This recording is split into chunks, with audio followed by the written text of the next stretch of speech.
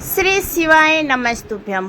तो आज लेकर आए हैं कुछ ऐसे उपाय, ऐसे अचूक उपाय जरूर आजमाइएगा। प्रदीप मिश्रा के 11 अचूक उपाय।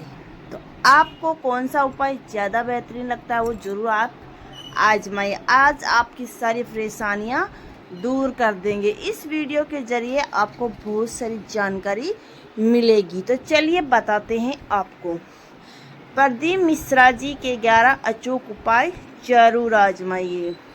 सीहोर वाले बाबा एक रघु नाम से प्रख्यात पंडित प्रदीप मिश्रा जी शिव पुराण की कथा सुनाते हैं और उसी में से यह कथा के दौरान ये जीवन का सुखी बनाने संबंधी उपाय बताते रहते हैं, जानकारी देते रहते हैं। जो शिव महापुराण में उनको मिलती है वो हम अपने भक्तों को ज़रूर बताते हैं।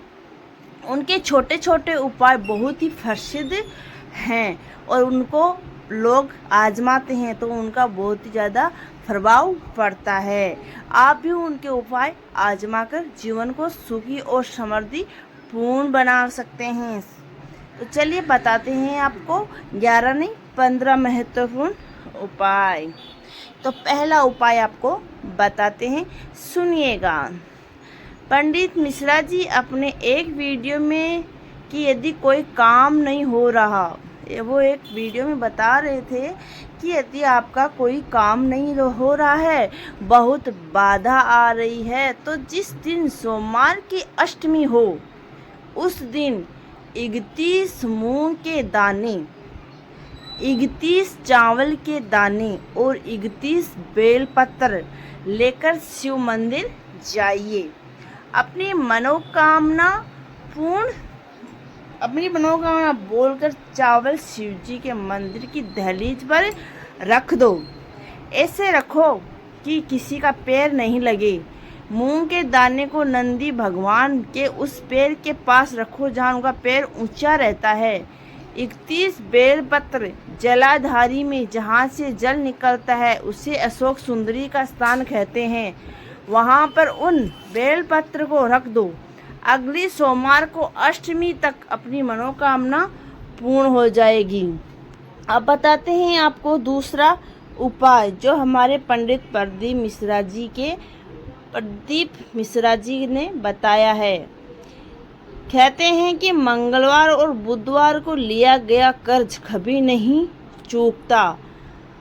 होता है। ऐसे में 2 दिनों में कर्ज न लेने की सलाह दी जाती है। ऋण से मुक्ति पाने के लिए मंगलवार को भगवान शिव को मैसूर की दाल चढ़ाते हुए ओम ऋण मुक्तेश्वर महादेवाय नमः मंत्र का जाप करना चाहिए। इससे कर्ज से मुक्ति मिल सकती है। तो प्रदीप मिश्रा जी कहते हैं कि अगर किसी से आपने ऋण लिया है, चुकाने में बड़ी दिक्कत हो रही है, तो आपको क्या करना है आपको बता दिया गया है और ये मंत्र आप जरूर बोलिए। अब तीसरा उपाय, पंडित प्रदीप मिश्रा जी कहते हैं कि कई बार ऐसा होता है कि एक दुख से छुटकारा मिला कि दूसरा खड़ा हो जाता है। एक समस्या से मुक्ति मिली नहीं कि दूसरी समस्या आ जाती है। एक पर एक समस्याएं आती रहती है। ऐसे में प्रदोष काल में 2 जगह पर दीपक लगाना प्रारंभ कर दे। पहला दिया बेलपत्र के वृक्ष के नीचे और दूसरा दिया अपने दरवाजे की चौखट के बाहर। उस ओर जब हम घर में प्रवेश करें तो राइट हैंड पर लगाए। दोनों ही जगह शिव जी से प्रार्थना करें कि हे नंदीश्वर, आप जब भी प्रदोष काल में भ्रमण पर निकले तो मैंने भी आपके लिए द्वार सजाया है। थोड़ी दया मेरे घर की चौखट पर भी कर देना। ये आपको भगवान से बोलना है और प्रार्थना करनी है, तो भगवान आपकी मनोकामनाएं जरूर पूर्ण करेंगे। चौथा उपाय, प्रदीप मिश्रा जी कहते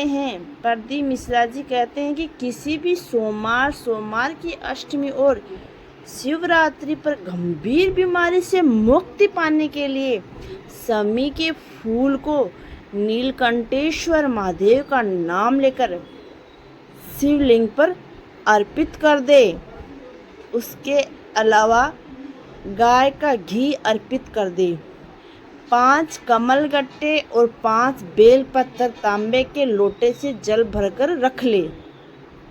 सीधा हाथ में उस लोटे को रखो और श्री शिवाय नमस्तुभ्यम इस मंत्र का 5 बार स्मरण करके लोटे को माथे से लगाकर अपनी तकलीफ को मन में रखकर इस लोटे को अपने गांव, नगर आदि से दूर एकांत में जहां पर शिव मंदिर हो या किसी वृक्ष के नीचे शिवलिंग हो, वहां पर उस शिवलिंग पर ये जल कमल गट्टे और बेलपत्र सहित अर्पित कर दे। उसमें से एक कमल गट्टा और बेलपत्र को उठाकर अपने घर लेकर आ जाओ और उसे पूजा घर में रखकर शिव जी का स्मरण करो। ये उपाय अगर आप करोगे तो ये आपको बहुत ज़्यादा शुभ फल देगा। तो आपको क्या ही करना है, आपको सब कुछ बता दिया गया है। श्री शिवाय नमस्तुभ्यम का जाप जरूर करना है। अब बताते हैं आपको 5वां उपाय। पंडित प्रदीप मिश्रा जी कहते हैं कि शुक्रवार के दिन एक तांबे के लोटे में जल भरे, एक आंकड़े का फूल ले, दोनों को लेकर शिव मंदिर में जाइए। शिवलिंग पर सबसे पहले तांबे का लोटे का जल अर्पित करें। जल अर्पित करते समय श्री शिवाय नमस्तुभ्यम मंत्र का जाप करें। उसके बाद आंकड़े के फूल को जलाधारी में अशोक सुंदरी वाले स्थान पर अर्पित कर देना है। आपको जैसे जैसे बताया गया आप वैसे एक बार करके जरूर देखना, बहुत ज़्यादा लाभ मिलेगा। अब बताते हैं आपको 6वां नंबर। प्रदीप मिश्रा जी कहते हैं कि शुक्रवार को समी के पत्ते को पहले शिवलिंग के पास अर्पित करें और फिर उसी पत्ते को उठाकर शिवलिंग के ऊपर श्री शिवाय नमस्तुभ्यम मंत्र बोलते हुए अर्पित कर दे। महाशिवरात्रि के दिन जूही के फूल से भगवान शिव का पूजन अवश्य करें तो घर में दरिद्रता दूर भाग जाती है। आपको पैसे की कोई कमी नहीं होती है, आप माला माल हो जाओगे। समी वृक्ष के पत्तों तथा चमेली के फूल से शिव जी का पूजन करने पर आप धन संपदा का आशीष मिलेगा। महाशिवरात्रि पर सायंकाल के समय शिव मंदिर में दिया जलाने से धन संबंधी समस्याएं दूर होकर अपार धन संपत्ति तथा ऐश्वर्य की प्राप्ति होती है। तो आपको ये उपाय 6वां उपाय भी जरूर करना है। अब बताते हैं 7वां। सावन मास की 10वीं तिथि को समी के 11, 21 या 51 पत्ते लेकर, अभी सावन में तो बहुत टाइम है, लेकिन आप याद रखिएगा सावन मास की 10वीं को शहद में डुबोकर शंकर भगवान के शिवलिंग का श्रृंगार करो। लिंग पुराण कहता है कि जब हम समी के पत्ते को शहद में डुबोकर शिवलिंग का श्रृंगार करते हैं तो शंकर भगवान हमें कर्ज से मुक्ति दिलाते हैं। जो हमने कर्जा लिया है वो भगवान की कृपा से, शिव जी की कृपा से हम कर्जा मुक्त हो जाते हैं। अब बताते हैं 8वां। पंडित प्रदीप मिश्रा जी कहते हैं कि मंगलवार के दिन शिवलिंग को पक्के चावल से ढक दो और फिर उसके बाद उस पर 7 बेलपत्र अर्पित कर दो। ऐसा माना जाता है कि ये उपाय बहुत ही अचूक है और ऐसा करने से आपकी धन से जुड़ी सभी समस्याएं दूर होती है और आप कर्ज से मुक्ति हो जाओगे। माँ लक्ष्मी की कृपा आप पर सदा बनी रहेगी। कभी भी लक्ष्मी मैया आपसे रूठ कर नहीं जाएगी। अब बताते हैं नौवा। पंडित जी कहते हैं कि मंगलवार के दिन भगवान शिव को मसूर की दाल का भोग लगाना, और जब आप मसूर की दाल चढ़ाए तो इस मंत्र का उच्चारण जरूर करें। अगर आप जब मसूर की दाल चढ़ाते हो तो आपको ये मंत्र जरूर बोलना है। ओम ऋणे मुक्तेश्वर महादेवाय नमः। ओम ऋण मुक्तेश्वर महादेवाय नमः। ये मंत्र का जाप आपको जरूर करना है, तभी आपको इसका फल मिलेगा। ऐसा करने से जल्द ही कर्ज की मुक्ति मिलेगी। ये 10वां, एक चुटकी हल्दी और हरी इलायची, दोनों इलायची पर हल्दी का लेप लगा ले, और जब 2 आटे के दीपक ले और उसमें घी डालकर बाती लगा ले। अब पहला दीपक गणेश जी की प्रतिमा का चित्र के सामने ओम गण गणपतये नमः, ओम गण गणपतये नमः का जाप करते हुए प्रज्वलित करें। उस दीपक को आप जलाए, उसमें एक हरी इलायची भी अर्पित कर दे। इस दौरान गणेश जी से कर्ज मुक्ति की कामना करें कि हे गणपति बाबा, मेरा कर्जा मुक्त करो।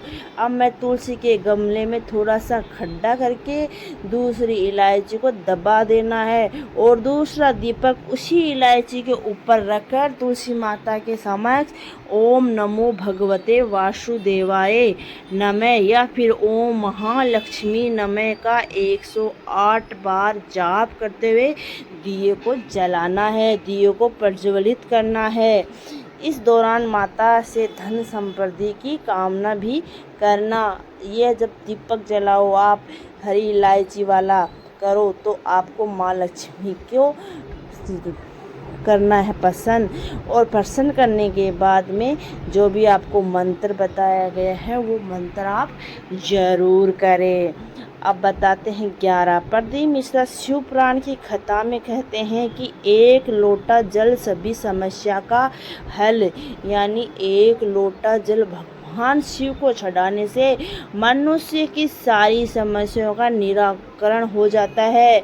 शिव जी को जल अर्पित करते वक्त बिल पत्र पर शहद लगाकर चढ़ाना, आंकड़े का फूल चढ़ाना और चंदन अर्पित करना बहुत ही शुभ माना जाता है। आप रोज शिव जी पे 1 लोटा जल जरूर चढ़ाए, उसके साथ बेलपत्र चढ़ाए, आंकड़े का फूल चढ़ाए, शहद लगाकर, चंदन लगाकर, तो ये बहुत ज़्यादा शुभ माना जाता है। पंडित जी बोलते हैं कि जो बेलपत्र भगवान शिव पर चढ़ाया जाता है उसे फेंकना नहीं चाहिए, अपितु उसे खा लेना चाहिए। ऐसा करने से मनुष्य रोग मुक्त हो जाता है। जो हमारे घर में शिवलिंग रहती है, हम शिवलिंग पर जो बेलपत्र चढ़ाते हैं उसको कभी फेंकना नहीं चाहिए, उसे खा लेना चाहिए, जिससे आपकी रोग जो भी होगा वो आप रोग मुक्त हो जाओगे। 13 नंबर, पंडित जी कहते हैं कि प्रति सोमवार के दिन भगवान शिव की आराधना करने से ग्रह कलह से पूरी तरह छुटकारा मिलता है। अगर आपके घर में कोई कलह हो रही है कोई भी, तो आपको छुटकारा मिल जाएगा। 14वां नंबर, शिव पुराण के उपाय के अनुसार सोमवार के दिन भगवान शिव को बेलपत्र अर्पित करने से भोलेनाथ प्रसन्न होते हैं और उनका आशीर्वाद भी उस व्यक्ति पर हमेशा बना रहता है। क्योंकि अगर आप सोमवार के दिन भगवान की बेलपत्र चढ़ाकर और उससे अपनी मनोकामनाएं शिव जी को बताकर पूजा करोगे तो आपकी मनोकामनाएं निश्चित पूरी होगी। 15 नंबर, सोमवार के दिन शिवलिंग पर कच्चा दूध चढ़ाने से भगवान शिव अपने भक्तों को सभी प्रकार की समस्याओं का हल कर देते हैं। अगर आप कच्चा दूध भी भगवान को चढ़ाओगे ना, तो वो तो एक लोटे के जल से ही वो खुश हो जाते हैं। तो सोचो दूध चढ़ाओगे तो वो कितना खुश होंगे। आप सोच सकते हो, हमारे शिव जी बहुत ही भोले हैं, भोले भंडारी हैं। आप उनको कभी भी अपना अच्छे मन से पसंद कर सकते हो, वो आपकी मनोकामनाएं ज़रूर पूरी करेंगे। तो आज का वीडियो आपको कैसा लगा? इस वीडियो की जानकारी बस आपके थोड़ा बहुत कुछ बताने हमारा तथ्य था, और हमें कुछ ऐसा नहीं है कि आप लोगों को ठेस पहुंचाने का इरादा। बस जितना हमको जानकारी थी हम उतनी बताएं, और ज़्यादा कुछ करना है तो अपने पंडित से ज़रूर राय ले। तो फिर मिलते हैं एक नई वीडियो के साथ, तब तक के लिए जय श्री राम। ओम नमः शिवाय, श्री शिवाय नमस्तुभ्यम।